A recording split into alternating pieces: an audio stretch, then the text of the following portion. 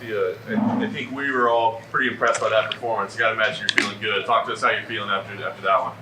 I feel great. I came out, I think I'm pretty healthy, so I like that the most.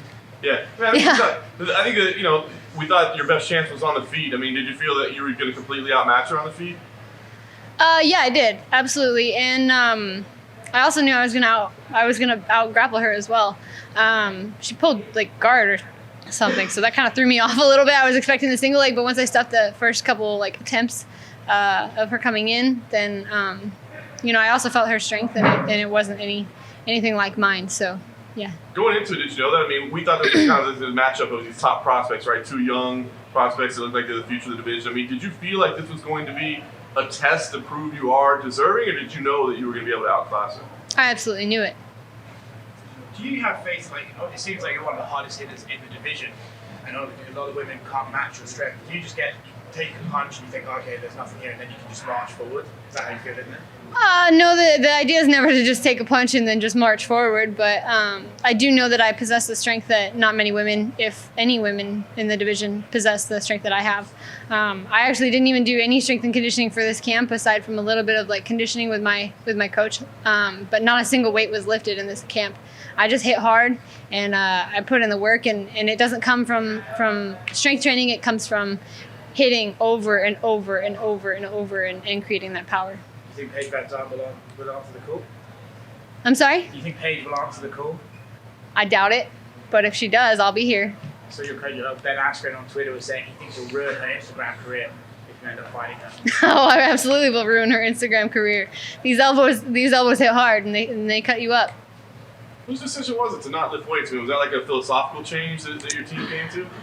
No, I just put on a lot of muscle and a lot of body mass, both body fat and muscle, really fast, especially when I'm eating correctly and training as much as I do. So I just put on weight really fast. So the strength side, I knew that I'm strong enough to fight, and honestly, your whole job is to go into a cage and fight. So your whole training should be fighting, and that's kind of the approach I've taken, at least in this camp specifically, is do more of what you already do. So if I'm going in the cage to fight, I should probably train fighting more. When we talked to you ahead of the fight, you said that strawweight was still a possibility for you.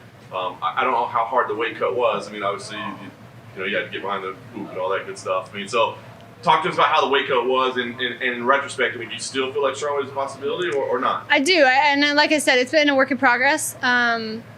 Because I've been working with the Performance Institute in Clint, it's been a year, and we've seen huge changes in my my metabolic system, and so I truly believe that that's a possibility for me. It's just a process; it's not an overnight kind of thing. So I made weight, and I felt amazing. I didn't have a hard weight cut. I maybe did like 3 baths and 3 or 4, maybe, I think. But either way, I made weight. I felt great, and it'll just take effort. It's discipline, and I'll make it. You feel like this was a statement win tonight, putting away Gillian in the first round. Very impressive. I do. I just did an interview back in the back, and the question was about like if I felt like this was the most impactful fight that I've had, and I think each one has shown a different side of me, and this one kind of showed the just brawler and just like run forward, strike, and ruin your life kind of fight. And then the debut was obviously great, and the JJ Aldrich fight was a good fight to show a little bit of adversity. So I think they've all made a huge impact in my career. And there's been some talk, leading into this fight that you were overlooking Gillian because of the Paige VanZant talk. Do you feel like you kind of silenced those critics with that win tonight? Absolutely. I don't overlook anyone. I train as though that person that I'm fighting is the best in the world, but that doesn't mean I'm going to give them the credit that kind of credit on social media either. So, yeah. Working a full camp at Rufus Ford, did you feel the difference in the cage tonight, just with some of the stuff you learned over this camp? Absolutely. I feel like I came out and I was prepared. In the back I was saying, I didn't feel as nervous as I did the last one, and that's only going to come with time. I'm going to get more and more confident in my abilities, but I just felt ready. I felt like there was nothing that she was going to come at me with that I wasn't already ready for.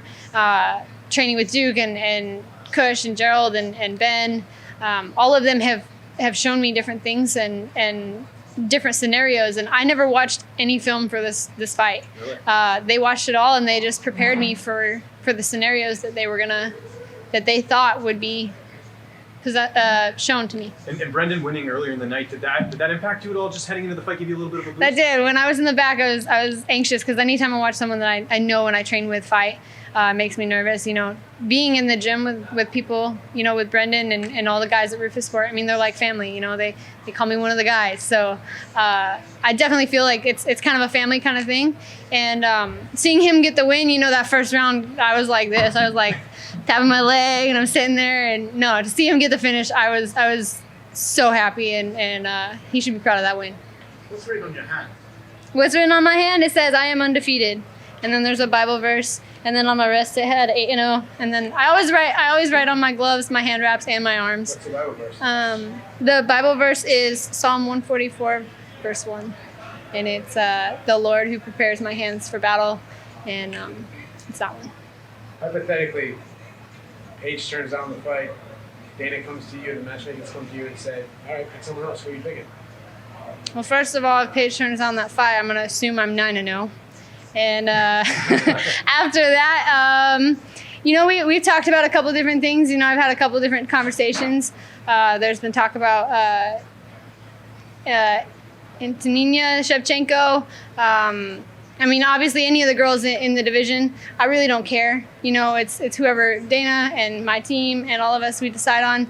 But we've talked about a couple different names, but we'll see. You talked earlier that you were, according to ESPN, the 6th best fighter under 25. I think I should go to number 1 now. Yeah, I think I should go to number 1 now. Are you looking to get right back in the cage? What are you thinking of? Yeah, my hands are good. I in the last fight I broke my hand. I had thumb surgery, so I came back after 6 months, and this fight I came out and I feel pretty great. So yeah. After your debut, you said you were eyeing big cards. That's what you want. What's a card coming up that you had your eyes on? I had my eyes on this one, so I haven't looked at it yet. Like I said, we'll go and talk, but I think I make the card big now, so I think we're good. How are you celebrating tonight? Obviously with the family, I know that's a big part of it, but any plans for tonight? I have a lot of family, a lot of sponsors. I have a lot of family that came out. Most of my family's from New York, and so they made the drive down. I have a ton of sponsors. I'm sponsored by Ford Long MacArthur. They came up from Kansas. Toyo Tires. I have a lot of people behind me who are here and who want to celebrate with me, so I'll probably go hang out with them. You're undefeated. You just mentioned this was a big card. You're on the main card against a ranked opponent. You have one of these wow moments, eye-opening. That said, do you think you deserve to be a co-main event or maybe even a main event next? I believe I belong at the top. Yeah, absolutely. I'm someone that people want to watch fight, and I'm an exciting fighter. So I can guarantee that anytime I come out, I'm gonna come out swinging, and I'm gonna come out for a finish. So I definitely belong in the main event spot or a co-main event spot because it's kind of like the grand finale. I feel like that fight that I had was a finale fight. Are you gonna ask for it? Yeah, sure, why not?